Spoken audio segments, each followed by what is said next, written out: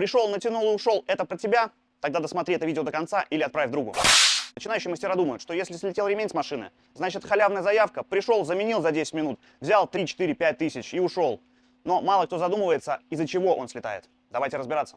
Не проверил шкив, а он треснул или раскрутился. Будет болтаться, ремень будет слетать. Ремень поменял, а подшипник не проверил. А почему это важно?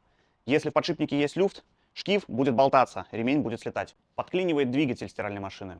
Достаточно редкий случай, но иногда встречается. На некоторых режимах двигатель как бы резко подтормаживает, ремень за ним не успевает, из-за этого на ремне большая выработка, и он может испортиться.